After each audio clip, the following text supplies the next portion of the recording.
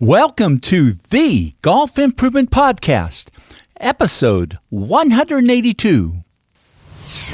Welcome to the podcast for golf lovers and enthusiasts who are looking to take their games to new heights. Dedicated to custom club fitting, short game improvement, and effective practice to improve your golf game. This is the Golf Improvement Podcast with your host, Tony Wright.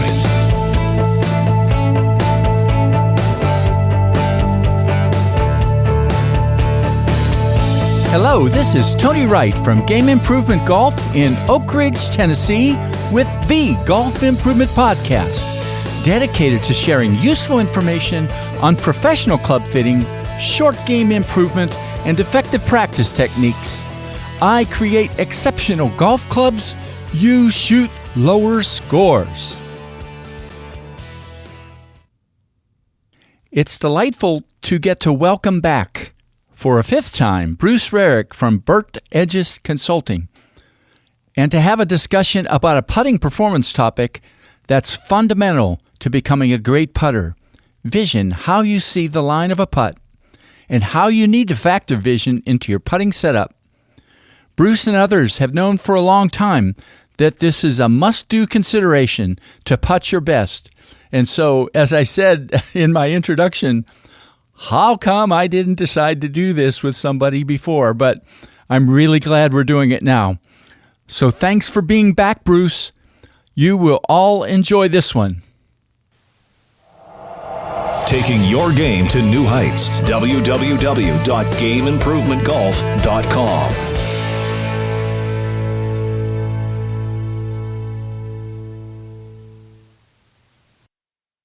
Hello, this is Tony Wright with episode 182 of the Golf Improvement Podcast, and welcome back, Bruce Rearick from Burnt Edges Consulting, to talk about a putting topic that's not new news, but it's always important news: vision and putting. And Bruce, I'm laying this on you.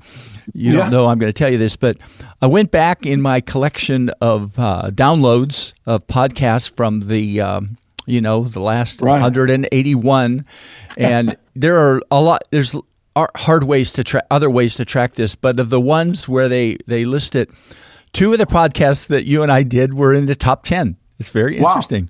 That's kind of cool.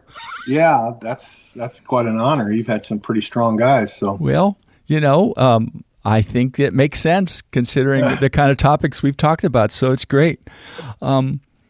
Well, as an introduction, I've seen a couple recent posts on Facebook and Twitter and things like that. You take kind of a yearly look back every year and kind of see if you're doing how you do it and should you make changes. Yeah. That might be a good way to kind of start off the interview today. Well, sure. Well, thanks again for having me back. I think it's the fourth time? I think so. 182? Yeah, that's great. Anyway, and it's totally out of frustration. That I'm a social media follower and I watch what the other guys are doing and I'm paying attention and just seeing how the conversation goes. And I find myself every once in a while going, boy, I just don't agree with anybody. And so I'm not assuming they're wrong. I'm just saying I just don't see it. And so I'll go back and revisit and all right, do you still believe this? Yes. Do you still believe this? Yes. Do you still understand this? Yes. I haven't seen anything change my mind here. And I think it's good to just review. And the other thing, I was introduced to a fellow by the name of Mike Adams and Terry Rolls. And if you're golf instruction guys, you'll know those names. And they introduced me to some of their biomechanical concepts. And they saw some similarities in the work that I did compared to what they were seeing in full swing. And I've always felt like I wanted to see more continuity in our golf games. I don't think if you are trying to play at a higher level, if you are trying to be competitive in high school or in college or somewhere in between, then I think you've got to understand that you can't reprogram for every shot.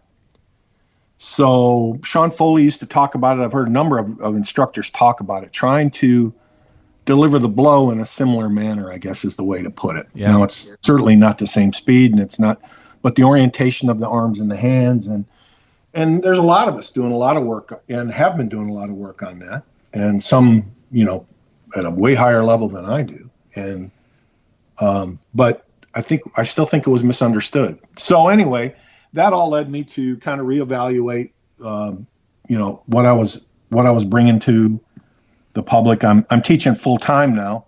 Oh, so okay. I thought it'd be more important. I'd probably be better to know what I was talking about. So that's basically it. And the truth of the matter is I got some answers to some questions that I had.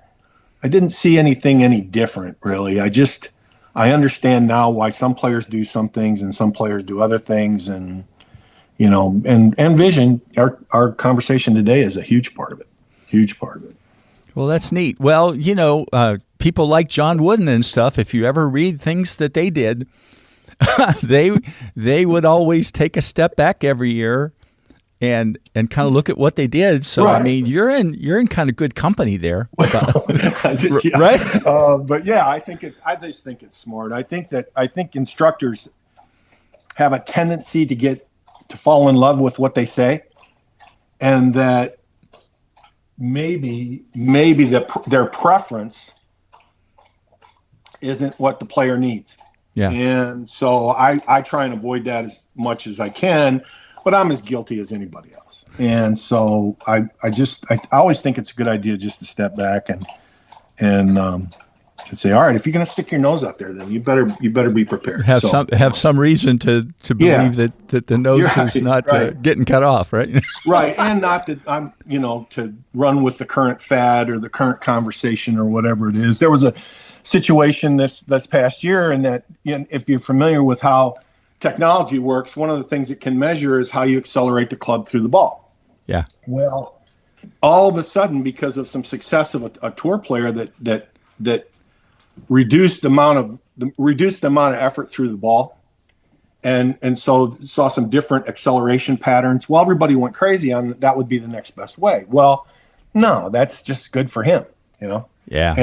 And so we discard what could work for somebody else because of a current fad. And I think that's the truth of the matter is we're not any better. 10 years into this, we're not any better than we were. I mean, it's still 8 feet is 50%, for the tour. And so I think we got to, even as a collective, I think we got to re-examine how we're doing this and how can we help people get better? Yeah. Yeah. And we won't divulge too much, but I mean, there's at least one lady on the LPGA, right? Isn't she phenomenal? I forget who it is, but she's like one of the top 2 or 3 players, and she's like unbelievable within 10 feet. So she's doing something. Oh, sure. And so it's there, right? It's available. So, we've got to be better at presenting it, I think, or understanding. And I think what you'll find is that the individual finds the secret and for them. And we've got, as instructors, we've got to be able to do that for every player instead of saying, oh, well, so-and-so does it this way. Let's try it, Yeah. Neat. Anyway. Well, that's where you are. I'm on my podium. Yeah. No, that's great. Well, a few weeks ago, you said to me that, understanding the role of vision in putting isn't really new, but even though it's not really new, it's like hugely important to really understand what that role is. So maybe, kind of talk a little bit at the start about it, how important it is to correctly see the line. And when you say those words, when I say those words, it's like, oh, come on, Tony, duh. Well, of course it is, right? But I think first of all, you've got to understand how you perceive it. I guess I always give the credit to Mike Shannon, but I'm not sure who started the idea of linear and nonlinear. And do you see straight lines? Do you see curves? Do you see the whole path? How do you perceive it? And then are you true to how you perceive it? So the example, I've broken it down for myself into 4 categories. There's linear, nonlinear, specific, non-specific from a targeting standpoint. So if you're linear specific, that means you like a line on the ball and a line on the putter and a straight line to a vector left or right of the hole, depending on how much you perceive the break. And that's how you would look at it. Now, I have players at very high level that don't aim at all.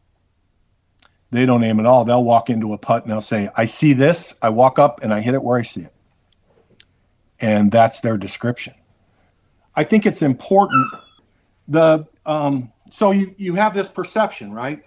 If you're like, for example, if you're an aim pointer, you probably have a linear perception because that's how they kind of define the break. And so but you have to remain true to that. So I got just a quick example, right?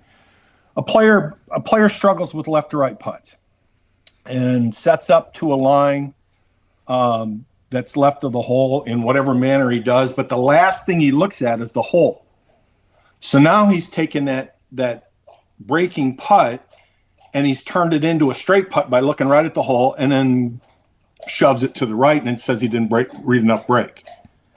So that would be a very simple, very common example of how we're not disciplined and where we look and how we look at a putt. And so from a coaching perspective, I call it visual discipline, and we really almost have a pre-shot routine visually as much as we do mechanically. And all right, I'm going to look here. I'm going to aim here. One, Tony, I think you'll find this interesting, but for the last 2 years, in every lesson, I've asked the question, where do you look where you aim? About 95% can't answer the question. And I'm talking to people, college, pro. I had one just recently, just the one clear answer, a tour professional that I work with, and he said, Bruce, I just don't aim. I don't feel like I aim. I feel like I see the shot and I hit the shot. And he does that through the bag. Well, that's a nice way to go if you can do it. I mean, that makes things real simple, if it's really working and you're not biasing it somehow, right? Yeah, that's right. So anyway, the idea of what you see becomes really important. The other thing to remember from a visual standpoint, that it's not a function of the movement itself. It's only a function of the preparation. So you're better off, typically, if you get yourself in the proper position, you're better off shutting down the visual as you hit the putt so that you don't try and steer it to a target that you've misinterpreted. And that comes into the parallax effect and some of the tests that we've done over the years. We know that a lot of what we see when we measure strokes is a person swinging to where they think the target is as opposed to where they set up. And so you get these inside-out strokes, artificial inside-out strokes or artificial outside-in strokes that are really just swinging away from where the target actually is to where they see it. You got really deep real quick. Yeah, I did. Yeah. Well, yeah, and as I think, I mean, 2 or 3 years ago when I first, was exposed to some of your stuff, I mean, I found out that, I have to line up feet open and kind of tilt my head to be able to really see the line and things like that. But it sort of brings back to one of the sort of silent myths about putting, which is you got to have eyes over the ball. Yeah, that was dangerous. Nobody really thinks about that as a myth, but it is such a total myth about great setups, right? Yeah. One of the things I think about a lot is that did we misinterpret someone's comment when we started to do that? Let's say a guy like Jack Nicklaus says, I got to have my eyes over the ball. Well, did Jack mean his eyes directly over the ball, or did he mean the ball between his eyes? So that his eyes being over the ball, that he didn't play the ball way forward of his head or way back of his head. And because we saw early on, when you start looking at him closely, very, very, very few players on tour were setting up with their eyes vertically over the ball. And so that just told me right there, well, if it works for this guy, it works for, it doesn't have to be the rule for everybody. And a guy like Ben Crenshaw standing off the ball, or a guy like Warren Roberts standing off the ball, or those are all great strokes that didn't need their eyes directly over the ball. And so as we've gotten into it, we understand who sees what and where, and it has to do with some stuff I think we're going to talk about where, what is your dominant or aiming eye, or how do you look at a putt? And it'll determine that setup position. It'll get you in a proper setup position. So let's take an example, right? I mean, if I set up eyes over the ball, right, and then I find out and we'll walk back to your stick test stuff here in a little bit. Yeah.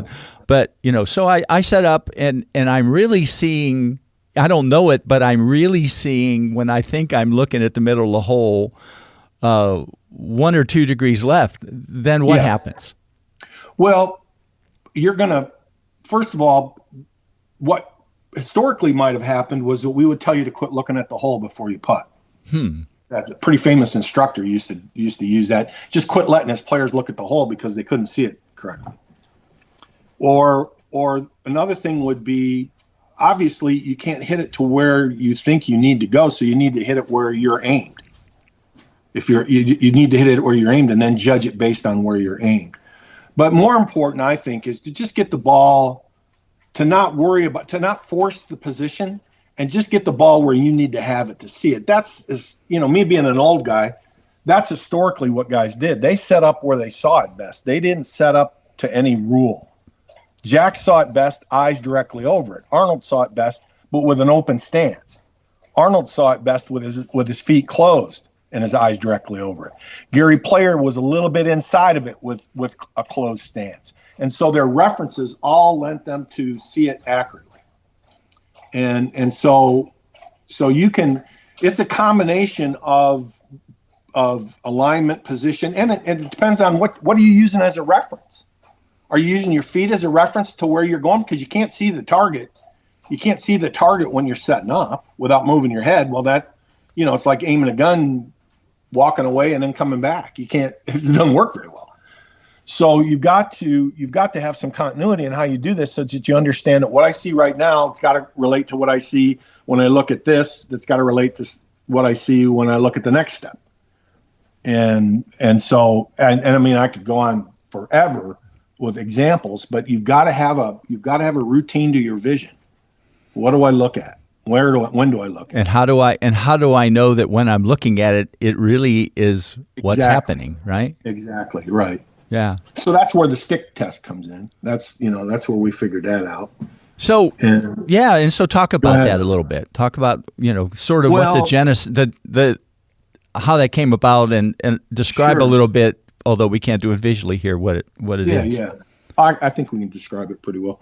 So years ago, when we first started I was one of the original guys that had putt labs. So we were calibrating based on lasers or a T-square or whatever it was to calibrate to the machine. Well, our students would see that calibration and go, Bruce, that's left or that's right. That's not at the target. Well, come back here and look at it. Oh, no, look, it's right at it. Then they get up over it and they go, oh, it's left. It's still left. So after a while, we figured out that, well, it's not obviously it's not the calibration. It's how you perceive it. Well, when you think about it in those terms, if you put the blame on the person instead of the machine, then really quickly you understand that, well, that just makes sense. If I'm trying to line something up, there's a position that I can put myself in to line something up that's better than another, right? Yeah. My analogy is always the rifle. I'm a target practice, and I'm holding the gun out extended away from my body with my thumb on the trigger, trying to aim from the side. I'm not in a position to aim anything from there. And so that's what we thought we were seeing. Now, come to find out, I wasn't the only one doing it. There was some guy, Craig Farnsworth understood it. There was a lot of great guys that were understanding it at the time.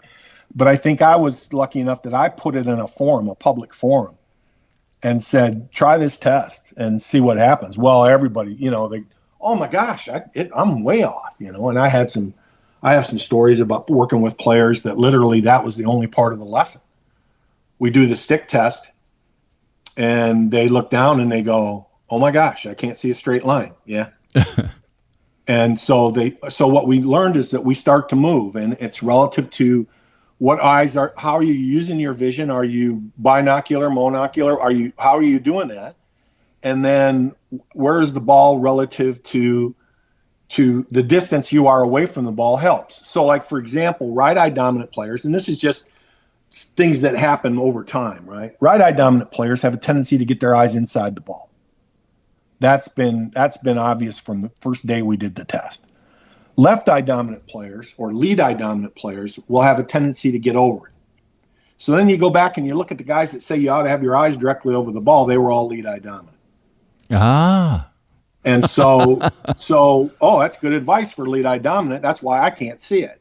If you put me, just use me as an example, okay? If I put myself, and why I couldn't putt when I needed to, when I was a player, you put me eyes over, everything looks left. Everything looks left. And so I have a tendency to push it away from that setup. I'll have a tendency to swing where my eyes are telling me to go, which doesn't work anyway. So I found that if I use a heel shafted putter and I get away from it a little bit, I aim it 100% better. Okay, well I've solved one problem there because I can learn how to move. One of the things that everybody worries about is if they don't have their eyes over the ball, their mechanics change. They don't. You change the fit of the putter. You don't change how you move. If I play off the ball a little bit, I just play flatter and longer, right? Yeah. And I don't have to move. I move exactly the same way. The robot's exactly the same. It's just not a 34-inch 72-degree lie. Now it's a 35-inch 70-degree lie. And Stan Utley taught me that. Stan would bend your putter flatter before he even gave you the lesson. So, understanding that you probably see it a little bit better. For a lot of players, you see it a little bit better if you get away from it. But that's not true for everybody. That's why we got to do the test. And one of the things that the experts can't tell me is there a best way? No, everybody's different. Well, then you got to go through the process. You got to find out how you see it. So and all of the things, in your training materials, I mean, that's number one start. Absolutely got to get that right first. Right. And the one thing I want to share with you, Tony, that I've learned, and this is, David Orr gets credit for this. David and I, every once in a while, I had a long commute when I was still working, and David and I would get on the phone and we'd talk the whole 2-hour commute. And David said to me, Bruce, have you ever considered the influence of the inner ear on your vision? And I went, nope, but I'm gonna, because it clicked as soon as he said it. And what he was telling me is that you see better when you're in balance. And so what happens to most people that force eyes over the ball, they also force their weight to their toes. So the majority of their weight is outside their feet toward the ball. Well, now your body's a little confused. It's trying to stay upright and it's trying to see what you're doing. And so it was a game changer for me. And now I'm publicly thank David for bringing that to my attention. And I don't know where David's gone with it. I'm going to find out, but it's very important. Well, he does, he talks about your stick test all the time and various things. And I think what we found, we started doing the stick test. I'll describe it. So what you do is you get what works best is a yellow yardstick. You get them at any, home improvement store. And you take that yardstick and you set it in front of you and you point it at a target. Hole, anything's fine. Coke bottle. We've used Coke cans. We've done everywhere. Point it at a target 10 to 15 feet away so that you can't see it in your peripheral vision. And then make sure it's lined up. Do anything and then step into the yardstick without a putter where you can get balanced and just have your eyes tell you where to stand. So you're going to kind of mimic your putting stance, but you're going to get in there and you're going to set up based on eyes only with no reference of the putter at all. Take a picture of that from down the line. Then grab your putter and walk into the same situation, set the putter on the ruler, walk into it, take a look at it. What does it look like? If it changes, you're in the wrong spot and you've got a bad fit in the putter.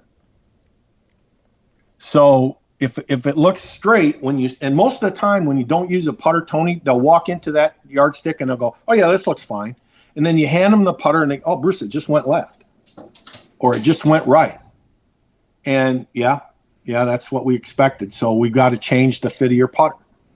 We need longer, shorter, whatever it is. And that's where the balance part of it kicked in a little bit, where they were a little off balance. They started to lean in or lean back. Putter's too long, lean back, everything looks right. Putter's too short, lean in, everything's left. So, and the opposite for lead eye dominant. You see the opposite a lot of times. So we build this stance based on vision. This is your setup based on vision, so that when you walk into the ball, you set the putter down, you can kind of feel that you reliably are seeing it accurately. And then once you can do that, then you just build the motion that's required by that setup. Now, the other factor that's evolved over the years is we also want to know where you play the ball forward or back relative to the target.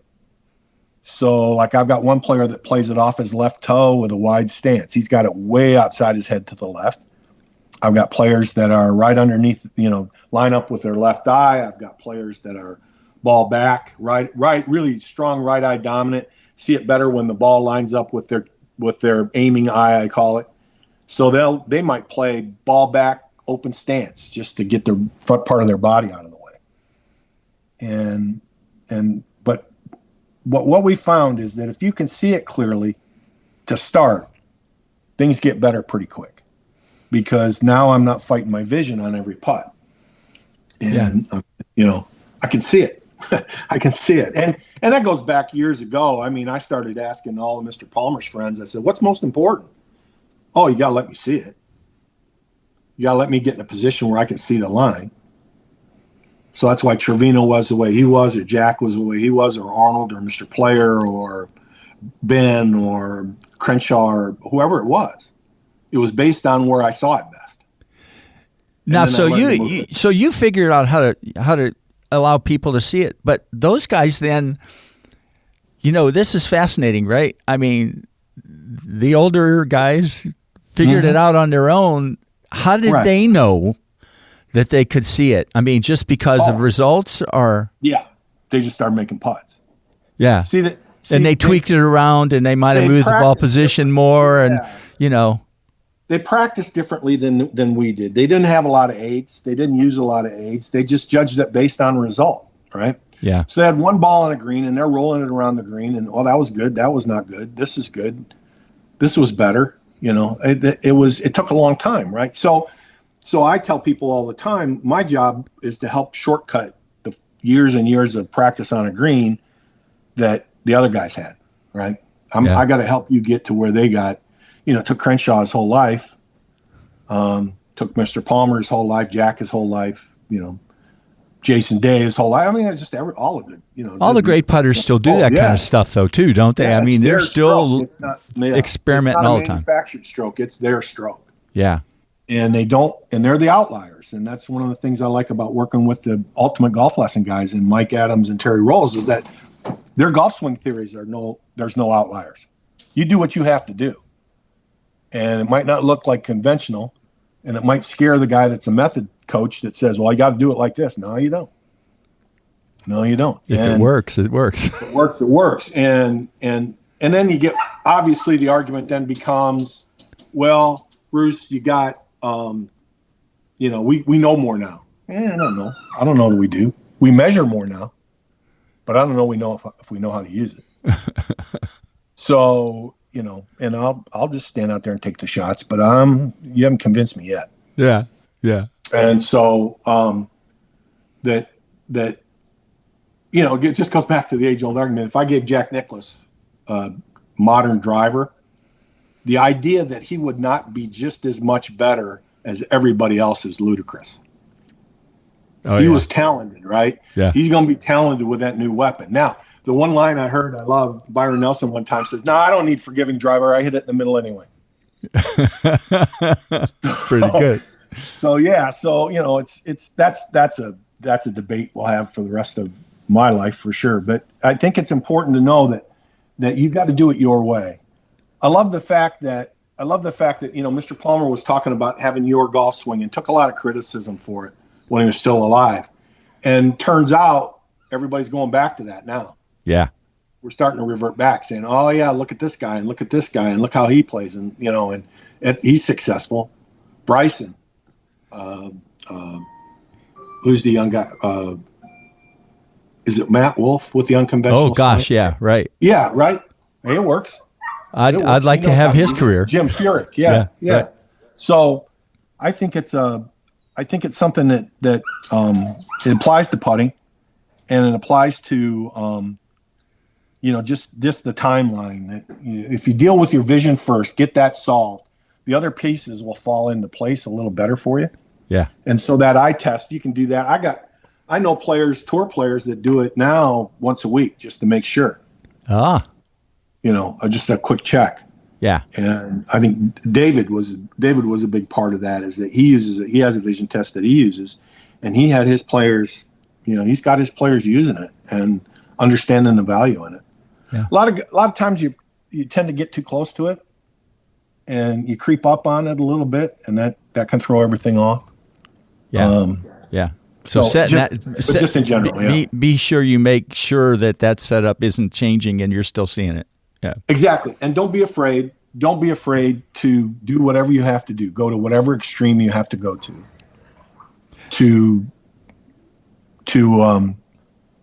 get it right. Yeah. Because you can send me a picture and I'll show you a guy that looks just like you. So you're not out there alone. Yeah. That's for sure. Now, you talked a little bit about eye dominance. Anything more you want to share related to that? I mean, obviously, and you gave some cues about where, if you're right eye dominant, it might be you're a little more away and left a little more and things like that. Yeah, I think the thing is, just don't be afraid of what you feel like you got to do. That solves it. And then you don't have to worry about the dominant eye. I would prefer that we called it the aiming eye. Okay. Because I think, only just personal, right? Because it's not really dominant in the procedure. It is how we do it. And so if I'm using my right eye to line something up from down the line, first thing I want to do is I want to make sure that my right eye, or my dominant eye, or my aiming eye is lined up with the ball and where I expect that ball to start. To not look at it sideways. Okay? Yeah. So you see a number of people that'll have a left to right or right to left putt facing the hole with the line to the hole right in the middle of their head, and then they try and look away from that. Well, no, just if you're using your right eye, slide around, line that right eye up, and then move with it so that you can see an accurate start line. Okay? The line isn't moving away from your vision. Does that make sense? Yeah. Yeah. And then walk in on that line, no matter what aiming aids you use, walk in on that line. Arnold's patting me on the back right now because that was his biggest thing, is you have to walk in on the line that you expect to hit the putt. Yeah. Yeah. Sounds simple, right? Yeah. Now, one of the things that you said in one of your recent updates to your training stuff, and maybe it was there before, was some people just really, really do need a line in the ball. Now, not everybody does. Right. Talk about that a bit, but also about the importance of using your dominant eye, right, to see that. Right. I mean, I think I actually discovered that without kind of going through your stuff. I mean, I see people that are left eye dominant and they're using their right eye to set the line, and they have no idea. Yeah, and especially if you're cross dominant, where you might be left eye dominant and right-handed, you'll make it easy on yourself to line things up. Yeah. So anyway, if we're talking about the eye dominance, the line on the ball, the first thing I would suggest is that if you aren't comfortable using a line on the ball, then that's a red flag that you've got a visual conflict. And that, like, for example, if you line up the line on the ball and you get over it and it never looks like it's going where you intend it to go, that's not the line on the ball's fault. That means that's a sure sign that you're standing in the wrong place to see that line accurately. So I understand the guys that don't want to use it or aren't comfortable using it. Boy, a lot of my players don't want to use it, but it's not a bad thing. What it is it's just you don't understand what you're seeing. And so, first of all, the line on the ball, I think you should practice with the line on the ball every once in a while just to double check how you're looking at stuff. So step number one is I have to know where I'm going to point that line, right? Yeah. So if I'm a non-specific, I've got to have some general view of what direction I'm going to point that line. Number two is I can't, whenever I put the line down, now that defines the putt. I can't go looking off someplace else. I have to stay on my line, right? You have to really commit to that if you're going to use it. Otherwise, it's just like weird. Yeah, right? I remember Tiger in an article one time talking about the fact that no matter where I think that line's going, I'm still going to hit it where it's pointed. Because I saw it clearly from behind. If something's messed up over it, then I'm going to trust my line. So it's a total commitment. I think that's hard for players. I think that the guys that describe themselves as field players that kind of want to just maneuver the putter and the ball to the hole, those guys struggle with that kind of discipline. They say, I'm just going to hit it here. Trust them. So the using the line on the ball, I think, is probably the best practice aid you could have. One of the things that cracks me up, Tony, is the guys that are adamant about not using the line on the ball and then walk out there with a string. You know? So they're out. So Bruce, I don't ever use the line on the ball. Walks out, sets up the string, and hits it on the string. I said, well, what are you doing? Well, I like this linear reference. Well, what do you think a line on the ball is? So why is that different than this? It just is. I think it's a preset notion sometimes. You know, it's just and you know how it goes. You miss a putt. You're using a line on the ball. You miss a putt. You don't trust that line anymore, or the vice versa. So I think it's a great practice tool. Whether you use it or not when you play is fine. But if it teaches you how to look at the putt, I think it's a great way to do it. I think it's a better way than any artificial alignment tools. But it can also come into conflict with all the crazy lines that are on your putter too.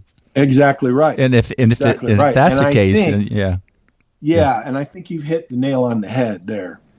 That what we're really fighting is the putter I like versus the line on the ball.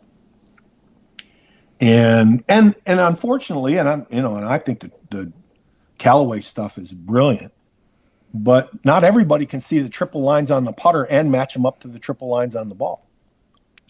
And so we've run into that a lot. And I've seen social media stuff where they got them pointed two different directions.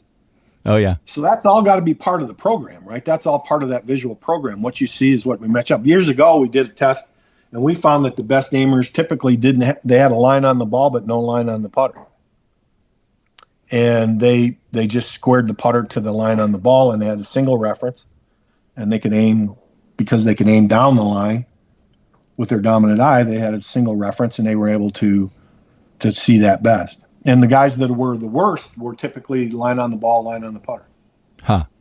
Yeah. That they couldn't match everything up, and it's fair. The lines are on different planes. They don't match up exactly, right? Plus, then if you're going to do that, if you're going to have a line on the ball and a line on the putter, the eye that you're using the most is going to have to line up with all that as well. Yeah. And so if it's when we see the lines not matching, we look at what's your dominant eye, and we want to know where is the line that you aim best relative to the dominant eye. What's usually closest to the dominant eye? So the putter, you'll aim the putter better. You'll aim the putter with what your right eye sees as opposed to the line on the ball. Yeah. Yeah, that better not conflict with the line of the ball. Yeah. Then you're in outer space. I don't want anybody to get me wrong. I'm not advocating anything. I'm just saying that it's worth the work to go through it and say, how do I really see it best? Like I had an example today. It was great when one of my online clients sent me a video, said, Bruce, I'm doing everything that you say, and this is what feels best, and the toe on my putter is up 20 degrees. And I said, well, it's the putter's fault, not yours. It was a putter that was built for somebody else. And so we either got to modify that one or change or whatever, but it wasn't a fault. It's not that you're doing anything wrong. It's that the putter doesn't fit what you're trying to do right. Yeah. So, yeah. Well, like you said earlier, you gotta make sure the putter fit is right for where you are. That's right. And thank goodness for that, right? We get to do that. But there's a lot to the visual and the fit, and that's why we've separated, telling me where you're going to stand as opposed to, where, and then I'll fit the putter to where you want to stand that way. Yeah. And we know some things now. We know that if your arms are longer than your height, you'll stand tall. If your arms are shorter than your height, you'll bend over more from the waist. That just makes sense. But what it does say is that guys who arms are longer than their height typically play longer putters, not shorter putters, to stay balanced. Yeah. And the opposite true. The shorter arm guys bent over more will play a shorter putter to help them get themselves in a balanced position and with a deep bend in their hips. And then they usually see it better then too, which is amazing to me. Yeah. Well, maybe one story from the past about vision you want to share with anybody, from anybody that. Well, kind of neat. I think I was thinking about that. I mean, there's a bunch of them, I guess, but the one that comes to mind the most is that watching Ben Crenshaw at a senior tour event in New York, Eisenhower Park in New York, and it was the first time that I really got to watch him for a number of rounds. I'd seen him forever. I'd seen him Bay Hill. I'd seen him but to see him stand straight up and face the line to view where he's going to go, instead of looking at it out of the corner of his eye, instead of turning his head and looking at it in his peripheral vision, he would literally get over the ball, look, and then he would stand up and turn and look down the line and get that picture in his head and come back and get over it. So he'd get over it and then turn around and then face the line? Yeah, he wouldn't move his feet, but he would stand up and he would face it. So he was looking at it with both eyes. And I think it was a distance thing. If you're going to do it, if you're going to triangulate, right, to get the distance, then looking at it out of the corner of the eye is not going to help. So if somebody tells me, Bruce, I look at the target because I got to have a sense of distance. Well, you're not getting a good sense of distance looking at it sideways. You better have already, the truth of the matter is you better already know how hard you're going to hit it by the time you walk into it, because that was the best visual that you had for how far to go. And the other thing Arnold was the other one, in that everybody was talking about eyes over the ball. And he mentioned to me one time, he said, I don't know about this eyes over the ball thing. And I laughed and I said, yeah, you don't do it, do you? And he says, well, I don't know. I thought I did, but I think my eyes are on the outside. I said, oh, yeah, you play the ball closer than your eyes. And then it looked like he was going to change. And I said, wait a minute, we're 7 majors and 100 tournaments. Let's not get too crazy here. And he said, you're assuming that somebody else knows what they're talking about here. And so I said, you put the guy that said, put your eyes over the ball in the room with you, who's everybody going to listen to? Well, I'm going to listen to the guy with 7 majors.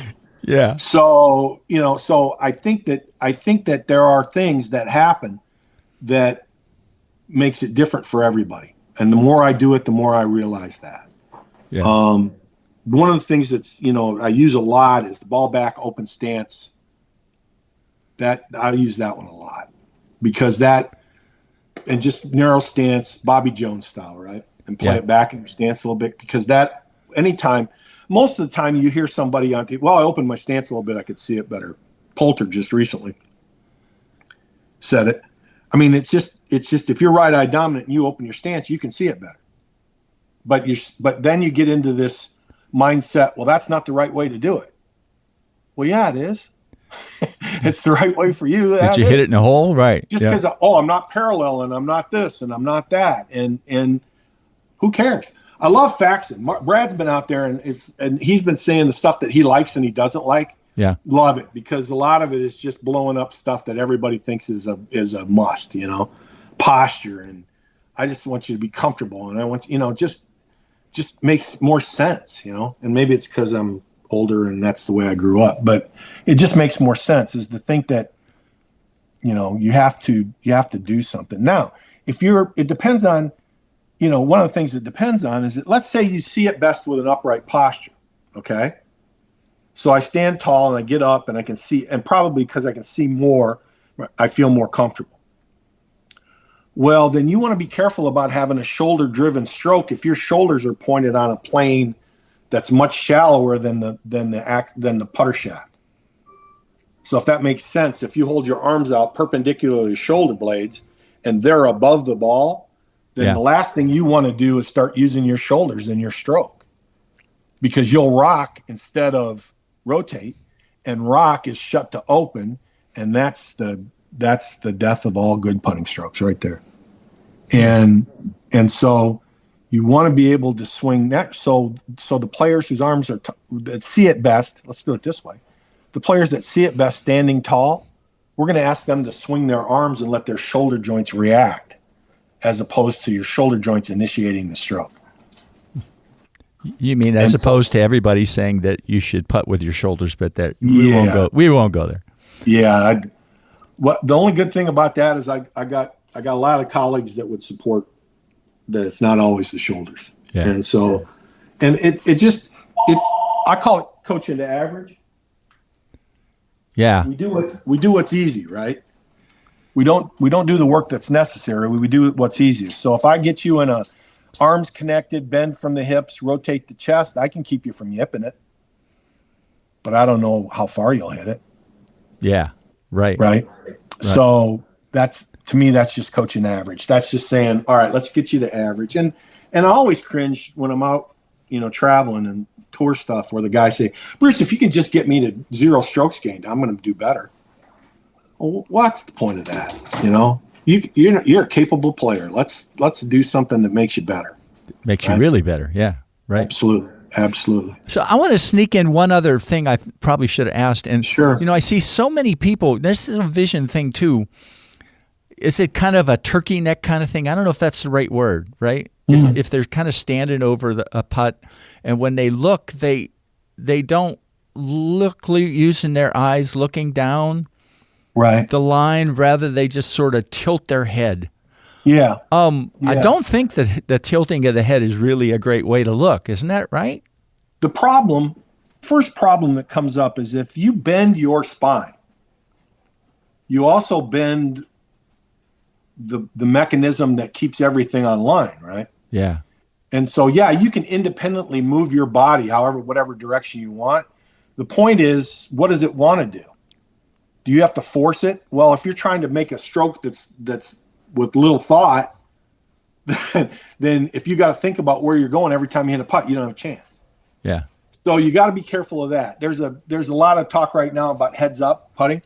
Yeah, right. But that's basically what we're talking about, right? Where I tilt and look at the hole. Well, that causes some alignment opportunities that I've got to deal with. If I'm open shouldered, I've got to reconsider how I move the putter.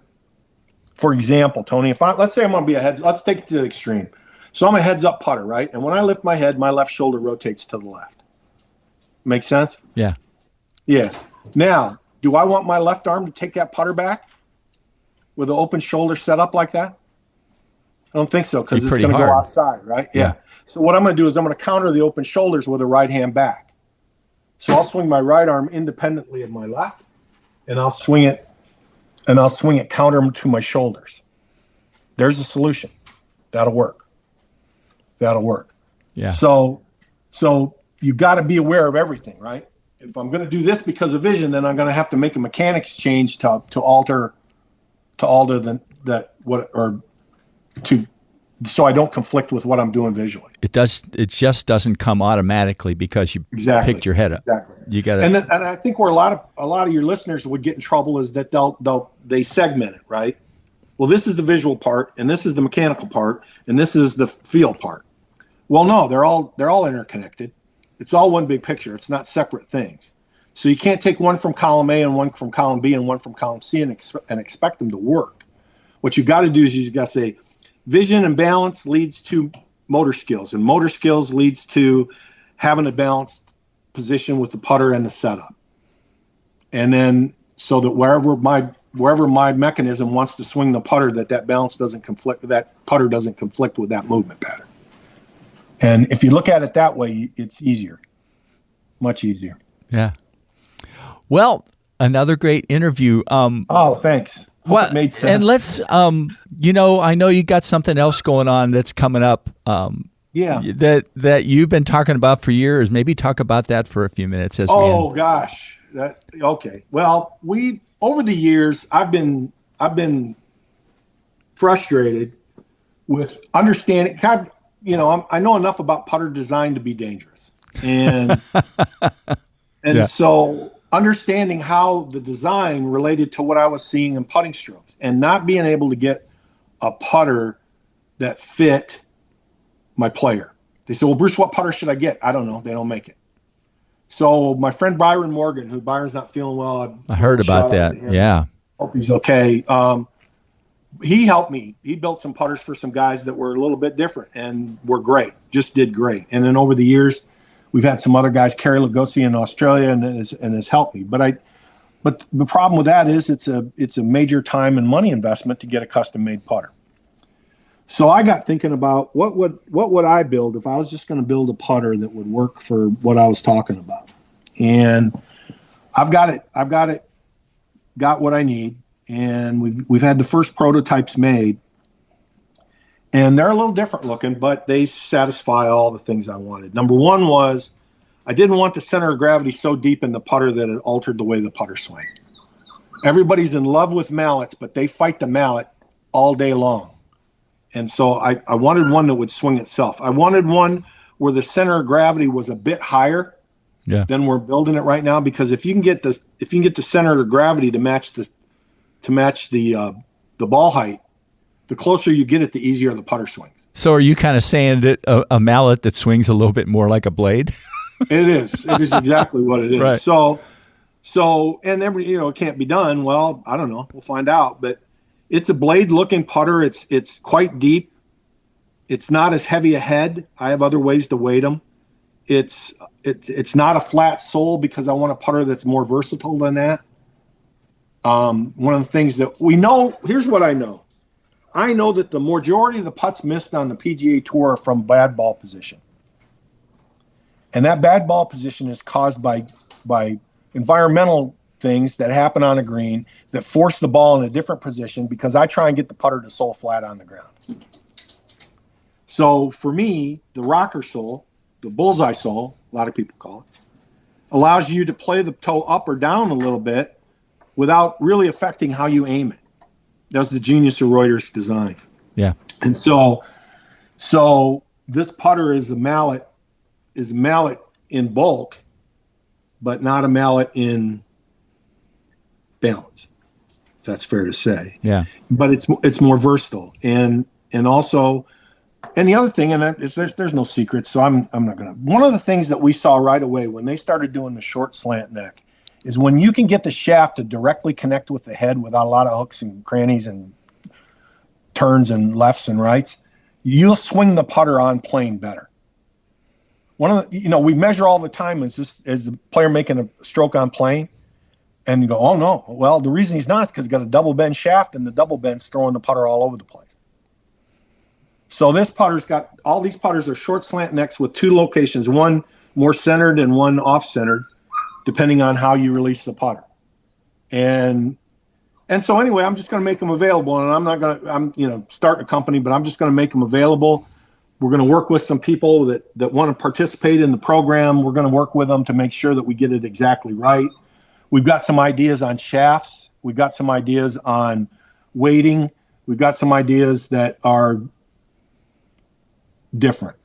And I think it's fair to say that when these start coming out, that people are going to understand a little bit more about what they need out of a putter. And, just like shaft flex, you and I talked about it years ago, that makes a difference.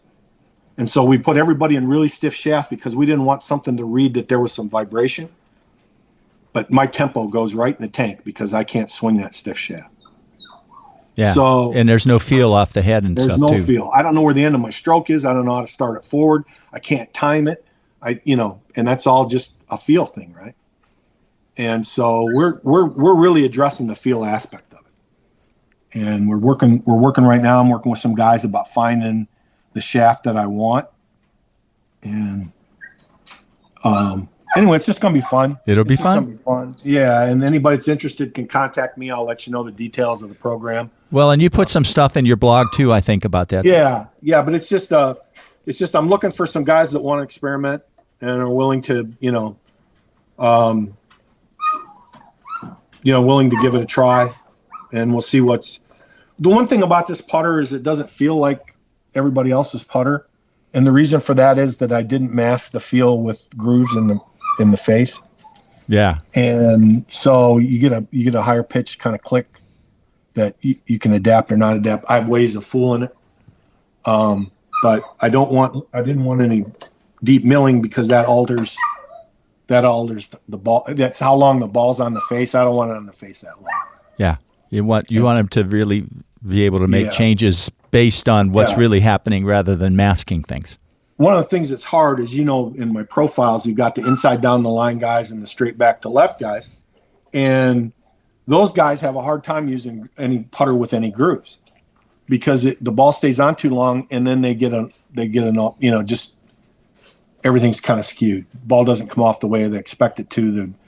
The logos don't turn over like they want them to, or whatever it is. And so we wanted to eliminate that. Yeah. And go back to just a strike. So anyway, that's neat. Well, who knows? Maybe that'll be another topic sometime. You never know. Well, only thing I'll promise anybody is there was a lot of thought went in it. There you go. And and it doesn't. You look at it and you go, Bruce, that's not so different. And then, well, yeah, it kind of is. Yeah. I'll tell you the details, but there's a lot of stuff that we wanted to do. One of the things that we found was interesting, and if people are struggling with their stroke, this might help them, was that to put the weight low to get the center of gravity deeper, that influences the stroke. And so it gives you the MOI number that you want, but it doesn't overcome the inertia aspect of getting the putter started. And so one of the things that I talk about all the time now is inertia, effort, and momentum, because those are the three words that come up the most in any conversation I'm having. Number one is how do I overcome the inertia of the putter sitting on the ground? Number two is how much effort does that take? Number three is how much momentum does that create? And then how do I reverse the process to get back to the ball? And so we've learned a little bit about that. And we think we're closer to building a putter that swings itself. Well, that would be good. Yeah. Yeah. I will shake them up. There you go. There you go. Well, Bruce, thanks for doing this again. Tony, it's my pleasure. I hope it's helped somebody. There's a lot of stuff in here that like I said, I wish we had talked about before, but we just did. So there you go. Yeah. Good. No, it was great. All right. Well, you take care, and I'll put links in the show notes to your. Okay. People should keep looking at now that you're back out of your hiatus a little bit. I'll bet you're going to start posting some more blogs again. So yeah, we're getting back at it. I'm going to be on the road a good bit this winter, and so we'll be posting where I'm at if somebody wants to talk to me, and I'm in town, and I'll be glad to meet with anybody. So well, thanks again, and you bet. This will be live in about 2 weeks. Okay. Appreciate it. Take care. The Golf Improvement Podcast is sponsored by Tony Wright and Game Improvement Golf. Tony creates exceptional golf clubs. You shoot lower scores. Bruce, thanks for sharing your enthusiasm and your knowledge about the importance of vision in putting and how you should factor it into your game. And also thanks for what you do to promote golfers being more than average in their putting. I put a link in the show notes to where you can read all of Bruce's blog posts about improving putting performance. And look for lots of new content there, especially about the new line of putters that he's been working to create. My shout out today is to Diamond Golf International in the United Kingdom, the sole supplier of all of the Washan Golf professional club fitting products and many other fitting and club building materials. Thanks to all of you at Diamond Golf for hanging in during the trying times of the pandemic. Well, that's it for today. In 2 weeks, Dr. Rob Gray will share some of the fascinating insights and information from his new book, How We Learn to Move. You will love what you learn from Rob, but until then, take care and stay safe.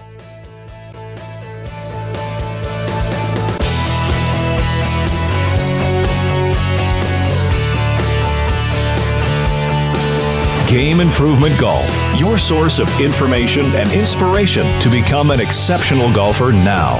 www.gameimprovementgolf.com.